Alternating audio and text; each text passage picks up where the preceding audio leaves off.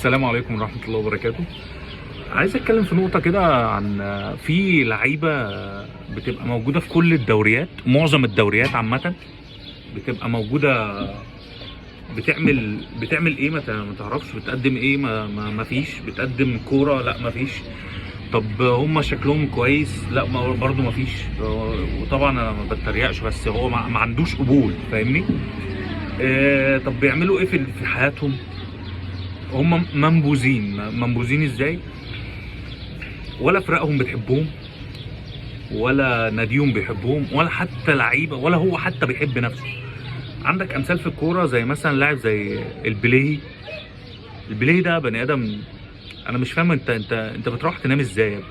وازاي اصلا في دوري مثلا، او في مصدر دخل ليك بيخش لك ملايين ومشهور ومش عارف ايه، وانت اصلا على الله الشفا. امثال برضو عندك زي دونجا دونجا بتاع الزمالك طبعا، احمد نبيل دونجا. عندك شوقي السعيد. يا جدعان الناس دي ازاي؟ الناس دي بيبقى ليه بجد ليه بيستضيفوهم في برامج؟ مش فاهم. انت ليه بتروح برنامج؟ مين الحمار اللي بيدخلك برامج؟ مين بيدور كاميرا، مين بيدور كاست، مين بيدور كرو كامل ان هو يقعد قدامك ويظبط لك لايتك ومش عارف ايه، وتبص هنا وكاميرتك دي ومش عارف إيه؟ مين بيقعد قدامك ويحاورك على انك بني ادم عاقل؟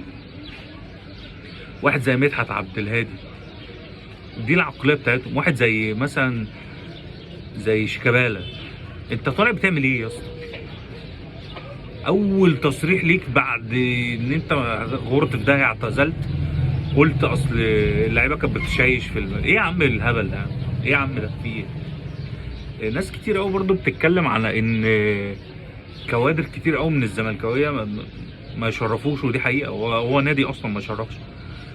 ف يعني ربنا يستر علينا، الوسايط كترت قوي في البلد. ده غير ان احنا اصلا مش لاقيين. فاهم؟ سلام.